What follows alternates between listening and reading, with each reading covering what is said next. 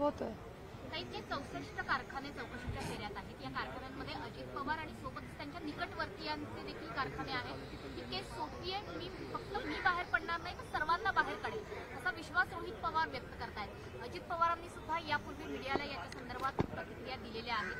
रोहित पवार यांचं म्हणणं आहे की मी केवळ स्वतः नाही तर अजित पवारांना सुद्धा या केसमधनं बाहेर काढेल. मला असं वाटतं की आपल्याला सरकारला हे प्रश्न विचारावे लागतील, कारण का शेवटी यंत्रणा या केंद्र सरकारला रिपोर्ट करतात. त्याच्यामुळे हा प्रश्न मला विचारायच्या ऐवजी तुम्ही जे सत्तेमध्ये आहेत केंद्रात त्यांना हा प्रश्न विचारला पाहिजे. चालेल, मराठी काय प्रश्न? मराठी होऊ द्या. सगळ्यापासून या ठिकाणी पाहिले त्यामध्ये एक बॅनर सगळ्यांचं लक्ष वेधून घेतो, तो म्हणजे पळणार नाही तर लढणारा दादा मी आहे. अजितदादा गटाला हा टोला म्हणावा लागेल किंवा अजितदादांना हा टोला म्हणावा लागेल? हा टोल्याचा विषय नाही आहे. पोस्टर काय आम्ही लावत नाही.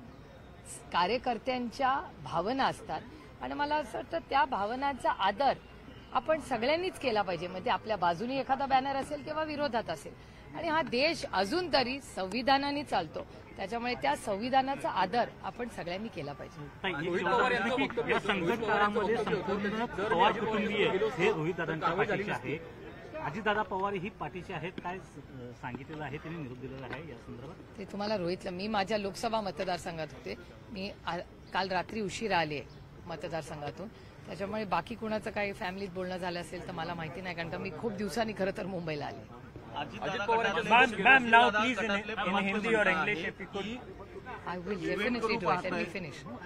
अजितदादा गटातले प्रवक्ते म्हणतायत की ईडीची कारवाई म्हणजे तर राष्ट्रवादीची रोहित पवार गट जो आहे तो इव्हेंट करू पाहतात.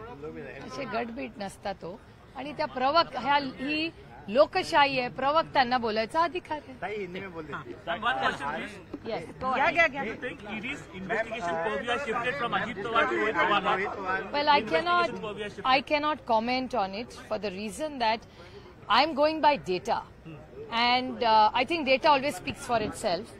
And in Lok Sabha, in Parliament, there was a reply given by the Government of India, which also has come on several channels like yours, as well as in several newspapers, that 95% cases of ICE means income tax, CBI and ED, are on people who are in the opposition party, which is not something I am making an allegation.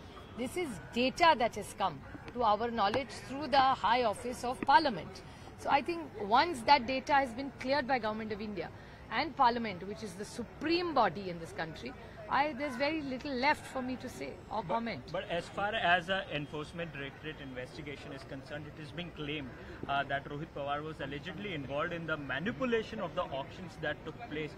How do you see such kind of claims by Enforcement Directorate or the investigation that is running against Rohit Pawar? See, investigations must be transparent and fair. I have full faith in the ED.